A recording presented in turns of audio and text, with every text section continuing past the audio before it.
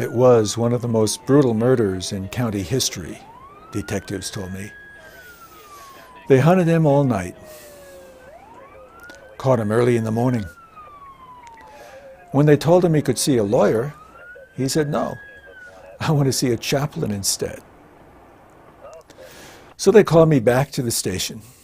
I had been up most of the night with this case. And they put me in a room alone with the suspect, separated by bars, thank God. No sooner do they close the door on us when he starts confessing. First-degree murder. "Father," he says, "I have sinned." I don't know why. I was drunk, I guess. What should I do? Well, what should I tell him to do? I opened my Bible and read from the Proverbs, "Whoever covers his sins shall not prosper, but whoever confesses and forsakes them shall have mercy." I told him about Jesus dying the death we all deserve and rising from the dead to heaven's sanctuary. And I said, he's your real priest. He's the only one that can forgive you of this sin.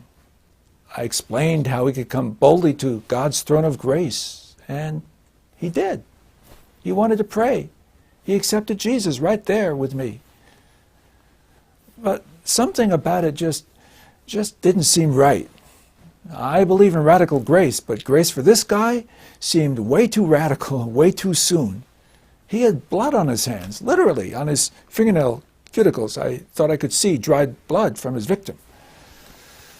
But then I remembered that we're all sinners, so I'd better embrace this grace. Frank and Sue were out clubbing one Saturday night. I guess they had quite a bit to drink. When they came home, they started yelling at each other, really getting into each other's face. And then, right in the middle of the curse-out contest, Frank drops dead. And Sue screams, "God! Oh God, I want him back!" Instead of Frank, I walk into the room. Then one night they call me in about 2 a.m. and here's this 15-year-old boy who just saw his mother getting murdered by his dad. His brother got killed too, right in front of his eyes. So they bring him into the station and call me in.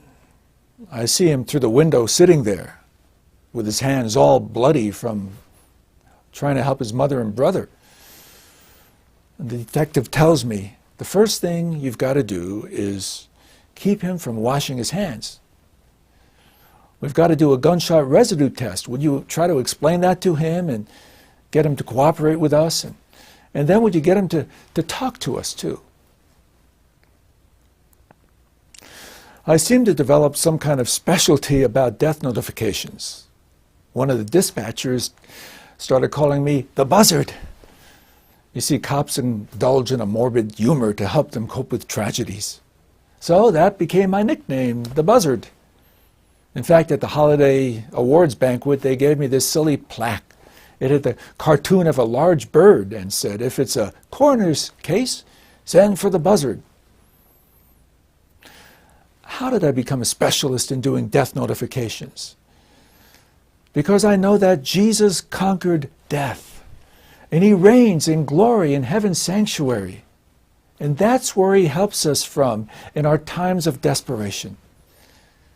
The sanctuary is a theme that runs throughout this book. There are about 20 stories in about 12 chapters of bank robberies, suicides, murders, fatal accidents. All of these real-life stories illustrate some aspect of heaven's sanctuary. The here and now Jesus, who ever lives to intercede for us. And if we can call upon the police for help in emergency situations, certainly God can send help for us from his sanctuary for any of life's problems. That's what this book, God Was There, is all about. Rule number 1 for a chaplain is never interfere with what an officer is doing, especially an arrest. You never do that. But one time I did, and that also turned out to be a story about the sanctuary in this book.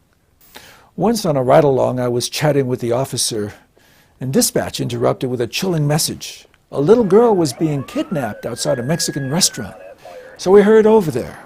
Some citizen hero had solved the situation, grabbing the bad guy. The first unit that arrived put him in handcuffs. By the time we got there, the little girl was safely in her mother's arms. And that sums up my vision for this book, God Was There. All of us are kidnap victims. The devil tried to take us away from God, but Jesus rescued us. And now we're safely in God's arms in heaven's sanctuary. And my friend, whatever you're going through, it's going to be okay. God is with us. He's there for us. Jesus is our priest, our friend, and our brother in heaven's sanctuary.